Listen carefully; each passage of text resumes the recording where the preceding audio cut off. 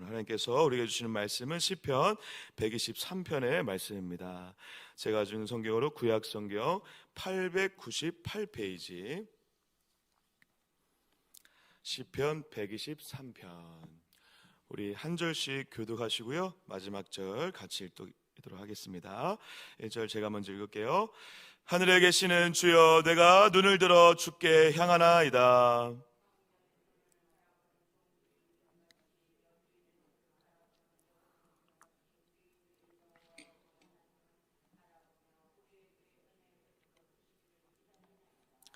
여호와여, 우리에게 은혜를 베푸시고 또 은혜를 베푸소서. 심한 멸시가 우리에게 넘치나이다. 같이요. 안일한 자의 조소와 교만한 자의 멸시가 우리 영혼에 넘치나이다. 아멘. 할렐루야. 또 이 새벽에 또 주의 전으로 달려나와 또 기도로, 말씀으로, 찬양으로 오늘 주일 새벽을 여시는 여러분들을 통해 오늘 주일, 이 동강교회 주일 예배 가운데 오늘 하루의 모든 순서 가운데 여러분들의 간절한 기도와 제목들이 이루어져서 오늘 이 동강교회 주님의 임재가 충만하게 역사하는 은혜가 있기를 주님의 이름으로 간절히 축복합니다. 여러분들의 기도가 우리 교회를 살릴 줄 믿습니다. 할렐루야. 네, 진심으로 감사드립니다. 새벽부터 기도해 주셔서 우리 시편 123편 함께 나눌 텐데요. 우리 120편부터 지금 15개의 성전에 올라가는 노래라는 제목으로 계속 시편이 지금 이어지고 있습니다. 그래서 앞으로 몇 개가 더 성전에 올라가는 노래가 나올 텐데요. 다윗이 지은 시도 있고 솔로몬이 지은 시도 있는데 오늘 이 123편은 누가 지었다라고 나와 있진 않은데 성전에 올라가는 노래라고만 나와 있습니다. 근데 이 내용으로 봐서는 포로 시대 때 지어진 시로 우리가 암묵적으로 다 동의를 하고 있습니다. 왜냐하면 3, 4절에 나와 있는 어떤 공격이라든가 멸시에 처해 있는 그런 어떤 시인의 고백을 통해서 이 시인의 이 상황이 굉장히 쉽지 않은 그런 포로된 자의 그런 삶의 모습을 비유적으로 표현하고 있기 때문에 포로 시대 때 그 바벨론 포로로 살던 자들의 어떤 순례자의 노래처럼 그렇게 불려지던 노래가 아니었을까라고 생각을 해보고 있습니다. 근데 여러분, 우리가 성전에 올라가는 노래를 보시면서 여러분 좀 그런 마음이 있으셨으면 좋겠어요. 오늘 딱 주일이라 제가 더 이런 말씀을 드리고 싶은데요. 이때 당시에 주로 이 성전에 올라가는 노래를 포로 시대 때, 그리고 포로가 끝나고 귀환할 때 실제로 예루살렘을 향해서 수많은 사람들이 함께 불렸던 노래거든요. 근데 그때 그 포로 시대가 끝날 때쯤에 혹은 포로 귀환의 시대는 어떠한 인식과 어떠한 기대가 있었죠, 여러분? 포로가 끝나니까 해방되는 기대가 물론 있지만 이 약속의 말씀에 따라 결박당했다가 풀려지는, 그래서 하나님의 나라가 이루어지는 기대가 있는 것입니다. 그래서 예전에 우리가 지금 바벨론 포로 시대로 살다가 이제 이 시대가 끝나면 진짜 메시아가 우리를 위해 오실 것이고 그 메시아를 통해서 영원한 하나님의 나라가 이루어질 거에 대한 기대와 소망을 안고 이 성전에 올라가는 노래를 불렀다라는 거예요. 그러니까 15편의 성전에 올라가는 노래는요, 그냥 우리가 아무런 의식과 아무런 기대와 아무런 꿈이 없이 그냥 부르는 노래가 아니라 이제 진짜 이 땅 가운데 메시아가 올 거야, 하나님의 나라가 이루어질 거야 라고 하는 엄청난 기대와 소망으로 불렀다라는 것입니다. 이 노래를 부르면서 사람들이 얼마나 기뻤을까요? 이제 우리는 이 결박과 아픔과 이 멸시로부터 벗어나서 영원한 구원과 해방을 누릴 수 있을 거라고 하는 그런 기대와 소망으로 성전에 올라가며 예루살렘을 바라보며 하나님을 예배하기를 기대하며 이렇게 노래를 불렀다라는 것이죠. 사랑하는 여러분, 이 새벽에 오늘 주일 예배를 이제 드려야 되는 여러분들의 마음 가운데 이 예배당을 들어서는, 그리고 각자의 삶을 이제 마무리하고 매조 짓고 이 예배당을 들어서는 여러분들의 마음 가운데 이제 진짜 예수 그리스도가 다시 재림하실 거야, 영원한 하나님의 나라가 이 땅 가운데 일어날 거라고 하는 기대와 소망으로 예배의 자리로 달려나오시는 그런 마음으로 이 성전에 올라가는 노래를 부르듯이 여러분들의 마음 가운데 그런 찬양과 기쁨의 찬송의 고백이 넘쳐나는 주일 예배가 되시기를 주님의 이름으로 간절히 축복합니다. 예, 이런 고백이 회복되셔야 돼요. 예배당에 나오는데, 성전에 올라가는데, 예, 아무런 기대와 소망이 없다. 물론 힘들고 어렵고 고통 가운데 있는 상황 가운데도 나올 때 하나님께서 그 마음도 위로하시고, 맞아요, 만져주시죠. 근데 여러분들의 마음 가운데 이런 고통과 환난과 멸시와 그리고 포로된 자로 살아가는 삶의 가운데 있다 하더라도 이 예배당을 나올 때에는 기대와 소망이 있으셔야 된다는 것입니다. 어떠한 기대와 소망이요? 하나님의 나라에 대한 약속. 할렐루야. 예, 우리 가정에, 우리 나라에, 그리고 우리가 살아간 삶의 터전 위에 하나님의 나라가 이루어질 것에 대한 기대와 소망, 그 약속에 대한 기대와 소망. 그리고 여러분, 진짜 주님이 오신다고 하셨잖아요. 재림의 예수, 다시 오실 예수에 대한 기대와 소망으로 예배당에 들어서야 된다는 것입니다. 그럴 때 여러분, 이 예배의 문이, 예배의 영적인 심령들이 회복되어지고 예배가 살아나는 역사가 있다는 것입니다. 여러분 아시죠? 이 포로 시대가 끝나고 사람들이 모여서 예배할 때 성전은 다 무너졌었어요. 성전은 보기에 정말 초라하고 비참했어요. 그런데 그들이 드리는 예배는 그렇게 아름다운 예배였고 하나님의 임재가, 하나님의 영광이 가득한 예배가 될 수 있었던 이유는 그들의 마음 가운데 삶은, 환경은, 그리고 어려운 이 현실은 그대로이지만 우리의 마음 가운데 하나님의 나라에 대한 약속, 다윗에게 주셨던 그 약속이 우리에게도 여전히 이루어질 것에 대한 그런 기대와 소망으로 하나님 앞에 성전에 올라가며 찬양을 했던 이들의 심령 때문에 하나님의 임재와 영광이 가득하지 않았던 것이 아닐까 생각을 하게 됩니다. 오늘 예배를 통해서 우리의 마음 가운데에도 성전에 올라가는 심령으로 하나님의 나라에 대한 약속에 대한 기대와 소망으로 그 하나님에 대한 그 간절한 소망으로 나아가시는 여러분들을 통해 예배의 문이 열리고 하나님의 임재가 충만한 복된 시간 되시기를 주님의 이름으로 간절히 축복합니다. 근데 여러분, 이 성전에 올라가는 이 노래, 이 123편은요 아까 말씀드린 것처럼 어떠한 멸시와 아픔으로 가득한데요, 3, 4절 제가 잠깐 읽어보겠습니다. 여호와여, 우리에게 은혜를 베푸시고 또 은혜를 베푸소서. 심한 멸시가 우리에게 넘치나이다. 안일한 자의 조소와 교만한 자의 멸시가 우리 영혼에 넘치나이다. 여기 나와 있는 이 멸시는요, 여러 가지 이 성경에 멸시라는 단어가 많이 나오거든요. 근데 여기에 나와 있는 멸시는 약간 어떤 의미가 담겨져 있냐면 그냥 공격하는 게 아니라 하나님을 믿지 않는, 하나님을 경외하지 않는 자들이 하나님을 믿는 자들을 멸시하는 걸 얘기해요. 좀 느낌이 다르죠. 우리가 그냥 일상적으로 당하는 그런 멸시가 아니라 하나님을 믿지 않는, 하나님을 경외하지 않는 자들이 하나님을 경외하는 자들을 무시하고 멸시하고 공격하는 것이죠. 그러니까 더 악랄하고 적나라하게 하겠죠, 그 공격이. 포로 시대 때 실제로 그러한 상황과 고통 가운데 이들이 있었잖아요, 그죠? 우리 믿는 자들의 어떠한 삶의 현실과도 비슷하죠. 믿지 않는 자들에 의해서 조롱당하고 멸시당하고 공격당하는. 그래서 또 하나님을 경외하지 않는 자들은 그렇게 또 이렇게 상급자들이 많죠. 제가 이제 헬세대 멤버들하고 이렇게 가끔 신방하다 보면 직장에서 그렇게 공격을 많이 당하더라고요. 예수 믿는다는 이유 하나로, 너가 술을 안 먹어? 언제까지 안 먹나 보자. 약간 그런 걸로 그렇게 조롱하고 무시하고, 열심히 신앙생활 하면서 회사 생활 하는데도 그렇게 주변에 믿지 않는 자들에 의해서 조롱을 당하고 공격을 당하는 일들이 여전히 지금도 있다라는 것이죠. 그러한 정신적인 공격, 멸시, 무시 가운데 있는 자들의 그런 상황인 거예요. 우리가 그런 상황에 처할 때도 많이 있죠. 근데 여러분, 그래서 온몸을 움직일 수가 없고 우리 마음대로 할 수 있는 게 없어요. 포로된 자들이 어떻게 자기 마음대로 할 수 있습니까? 묶여 있어요. 모든 게 묶여 있죠. 그런데 여러분, 모든 게 묶여 있을 때 할 수 있는 딱 한 가지가 있습니다. 오늘 이걸 하시길 축복합니다. 할렐루야. 네, 이게 뭘까요, 여러분? 온몸은 묶여 있어. 아무것도 내 마음대로 할 수 없어. 근데 내 마음대로 할 수 있는 딱 한 가지. 눈동자는 굴릴 수 있습니다. 1절 제가 한번 읽어볼게요. 하늘에 계신 주여, 내가 눈을 들어 주께 향하나이다. 할렐루야.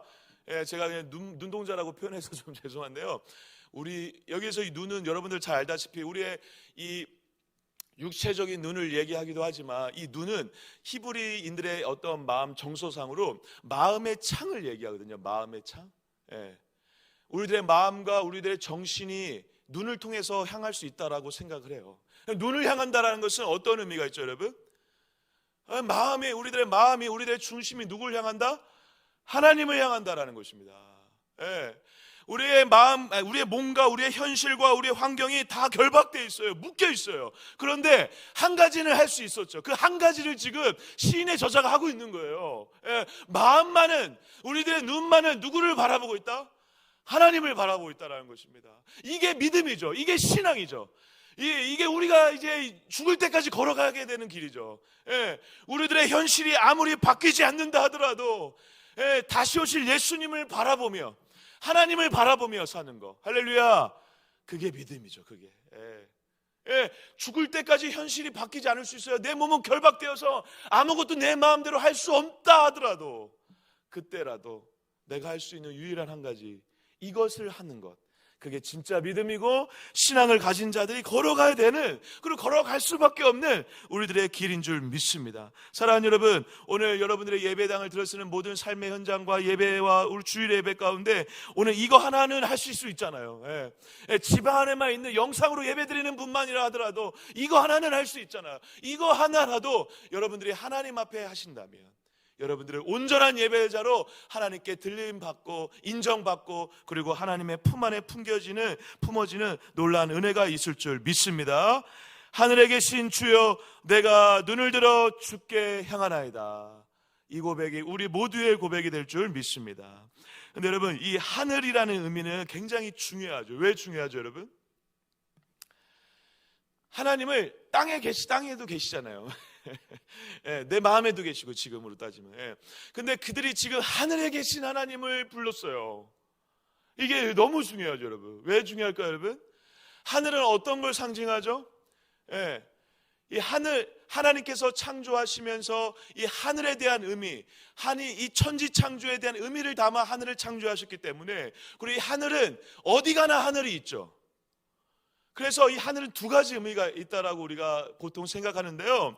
하나님의 어떠한 전지전능하시고 크시고 완전하신 천지 창조하신 하나님을 표현할 때 하늘에 계신 하나님이라고 하죠. 물론 땅에 계신 하나님이라고도 할 수 있음에도 불구하고 하늘에 계신 하나님.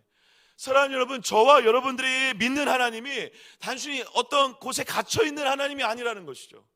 천지를 창조하시고 전능하신 하늘에 계신 하나님이라는 것을 우리가 믿고 고백할 때 그 하나님이 우리 하나님이 되는 놀라운 기쁨을 만끽할 수 있다는 것입니다. 사랑하는 여러분, 오늘 그 하나님을 높이 그리고 크게 외치시는 날 되시길 바랍니다. 하늘에 계신 아버지요. 그래서 그 예수님이 가르쳐 주신 그 기도 속에서도 그 의미가 먼저 나오는 거예요.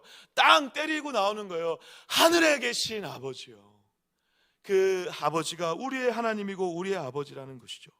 그러면서 아까 말씀드린 것처럼 이 하나님, 크신 하나님, 전지전능하신 하나님이기도 하지만 하늘은 어디에도 있죠. 어디에도 있으면서 어디에도 비출 수 있는 것이죠.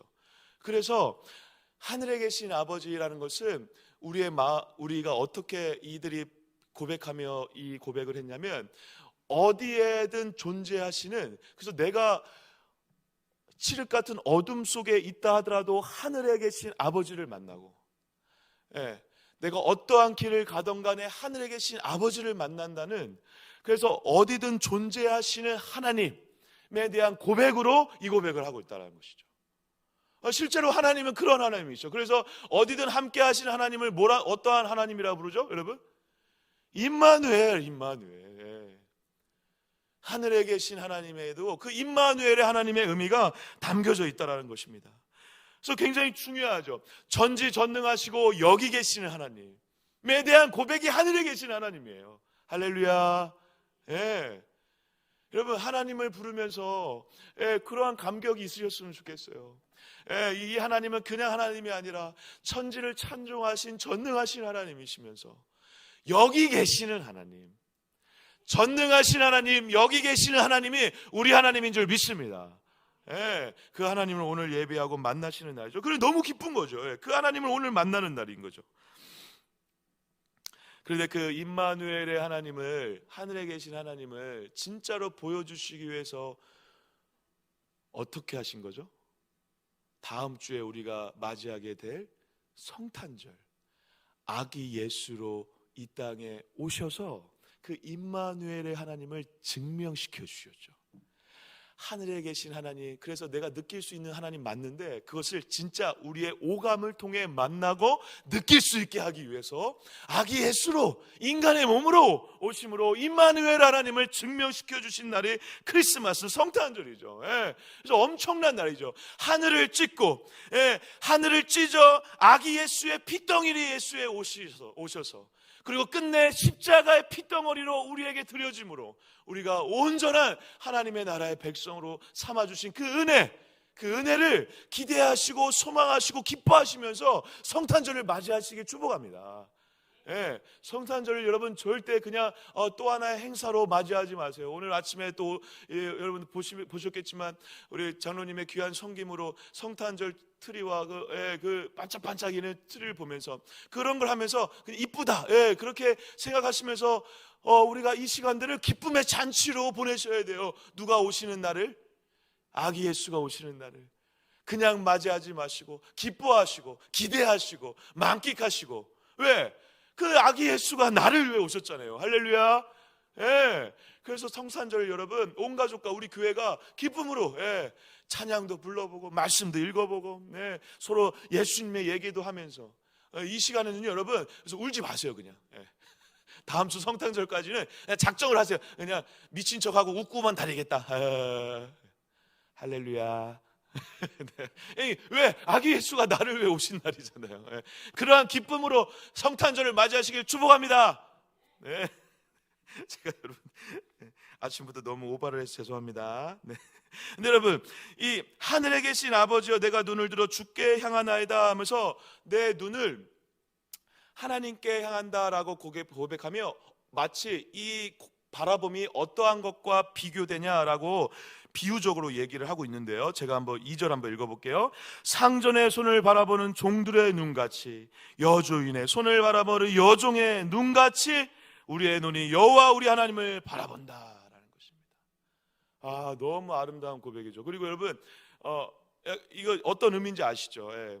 여러분 종이 상전의 손, 앞에는 이제 남종이고 두 번째는 여종이라고 해석이 됐죠. 앞에는 상전의 손을 바라는 종들은 남종을 얘기하고 여주인의 손을 바라면 여종을 얘기하는데 남종과 여종들이 이 상전과 여주인의 이 손을 왜 바라보죠, 여러분? 이 손짓 하나로 모든 게 결정이 되죠. 그래서 종들의 입장에서 이 손이 어떤 의미가 있는지 아시죠? 예, 실제로 그런 의미로 쓴 것이죠. 권위, 예, 그리고 이 손길 하나로 모든 것이 결정나죠. 판결될 수 있죠. 이 손길 하나로 종이 쫓겨날 수도 있고, 예, 이 손길 하나로 종이 은혜를 받을 수도 있는, 이 모든 권위의 상징적인 표현이 손이거든요. 그 손을 통해서 모든 일들이 벌어지죠. 이 손을 종이 바라보고 있는 거예요. 주인이 또 어떠한 명령을 내릴까, 또 어떠한 은혜를 나에게 베풀어 주시고 나에게 어떠한 은혜를 또 주실까라고 하는 그러한 두렵고 떨리는 마음으로, 기대하는 마음으로 손을 바라보고 있는 것처럼 우리가 하나님을 그렇게 바라보고 있다라는 것이고, 그렇게 바라보기를 지금 이렇게 소망하며 시인이 고백하고 있다라는 것이죠. 그래서 이 하나님의 손은 어떠한 필요한 공급을 해주시는, 그리고 필요를 채워주시는 그러한 근원이자 능력과 권위를 상징하는데, 이것을 바라보는 그러한 관점에서 얘기를 할 때 우리의 마음 가운데 어떤 걸 기대한다고요? 어떠한 은혜를 주실까라고 기대하는 마음으로 보잖아요, 그죠? 그렇기 때문에 이러한 단어를 쓰는 거예요. 말미 제가 한번 읽어보겠습니다. 우리에게 은혜 베풀어 주시기를 기다리나이다 하는 것이죠. 상전의 손을 통해서, 주인의 손을 통해서 은혜가 베풀어지고 나를 종을 향한 어떠한 간절한 무엇인가 이루어질 거에 대한 기대와 소망 때문에 은혜가 베풀어진다라고 얘기하고 있는 것입니다. 근데 여러분 여기 원어적으로 이게 좀 해석이 조금 아쉬운데요. 사실은 이렇게 읽어야 맞습니다. 아까 제가 의도적으로 그렇게 읽었는데요. 여호와 하나님이 우리를 바라본다. 여종의 눈같이 우리의 눈이 여호와 우리 하나님을 바라봅니다. 그러면서 우리에게 은혜를 베풀어 주시기까지, 사실 이렇게 해석을 해야 맞거든요. 그러니까 언제까지? 은혜 베풀어 주실 때까지 어떻게 하겠다? 그 손을 바라보며 하나님을 바라보겠다라는 거예요. 은혜를 베풀어 주실 때까지 어떻게 하겠다? 하나님을 바라보시겠다. 이 고백은 엄청난 고백이 담겨져 있는 것이죠. 왜 그렇죠, 여러분? 은혜를 주시기 전까지는 어떻게 하겠다? 포기하겠다, 안 하겠다? 안 하겠다라는 거예요. 안 하겠다라는 거예요. 그리고 그와 동시에 은혜를 베풀어 주실 거에 대한 확신이 있는 것일까요? 없는 것일까요? 확신이 있는 것이죠. 은혜를 베풀어 주실 때까지 주님을 바라보겠다. 할렐루야. 이게 진짜 신앙이죠, 여러분. 은혜를 베풀어 주실 때까지 주님을 바라보겠다. 그게 우리의 마음 가운데 진짜 하나님을 믿을 때 고백되어지는 진짜 고백이죠. 은혜를 베풀어 주실 때까지, 은혜를 베풀어 주실 때까지.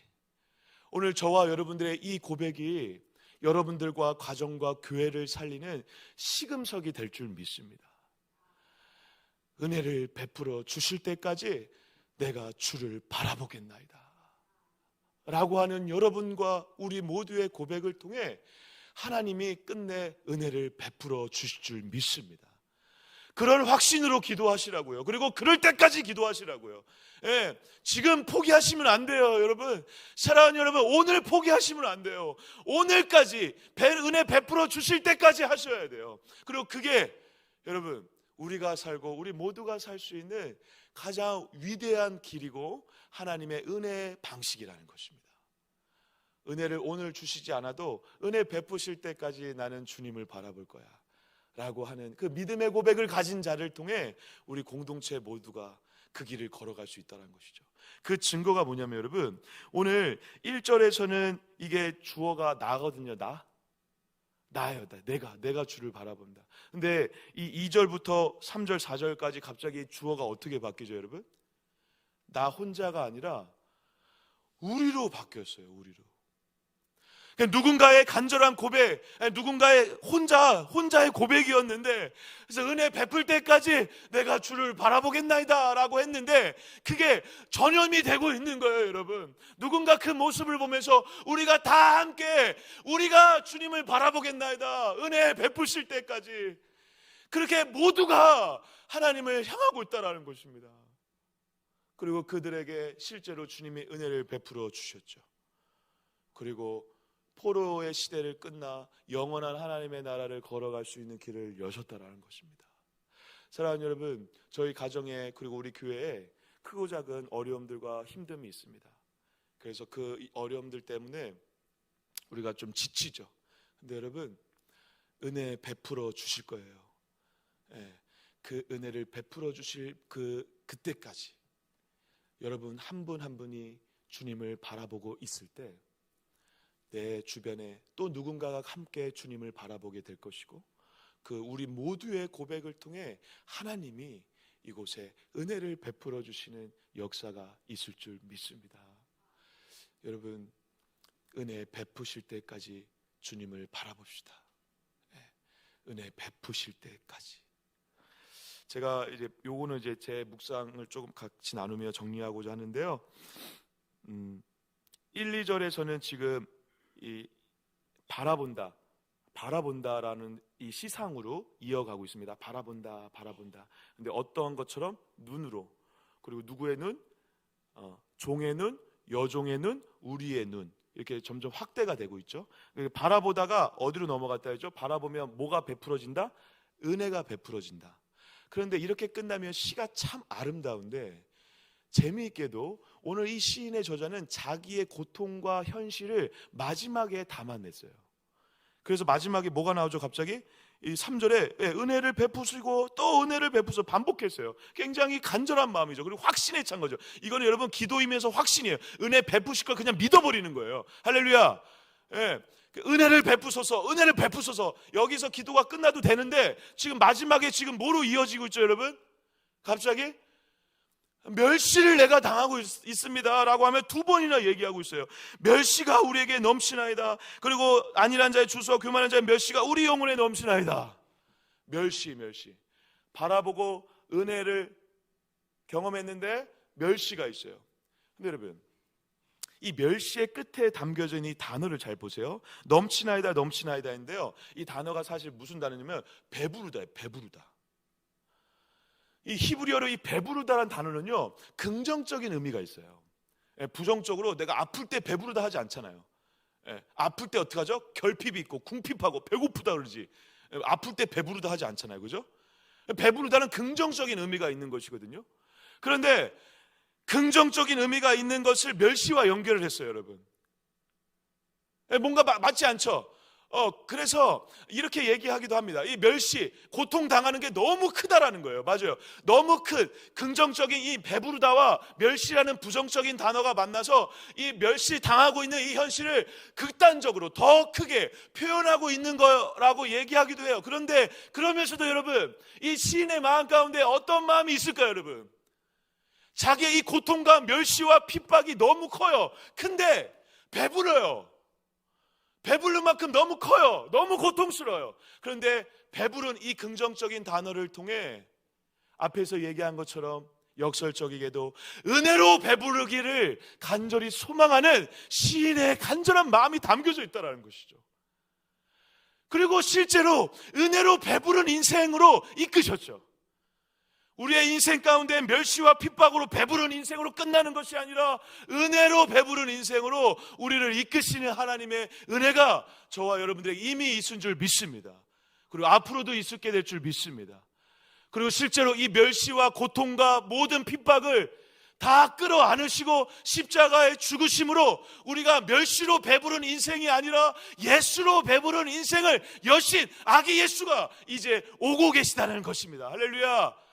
그 성탄의 기쁨과 영광으로 오늘 하루를 그 예수로 배부른 인생으로 살아가시는 여러분들의 인생의 고백을 통해 우리 교회와 가정에 은혜가 베푸시는 역사가 있을 줄 믿습니다. 은혜 베푸실 때까지 예수로 배부른 인생을 살아가시는, 멸시 속에서도 예수로 배부른, 은혜로 배부른, 그 은혜로 충만한, 그 은혜로 만족하는 인생을 살아가시는 저와 여러분 되시기를 주님의 이름으로 축복합니다. 기도하겠습니다. 하나님, 오늘 주일 새벽 우리를 열어주시고 또 이 새벽에 우리를 불러주셔서 진심으로 감사합니다. 아기 예수가 오신 그날을 우리가 기다리며 아버지 모든 멸시천대 고통을 받으며 우리의 모든 것까지 끌어안고 죽으신 예수로 인해 우리에게 예수로 은혜로 배부른 인생을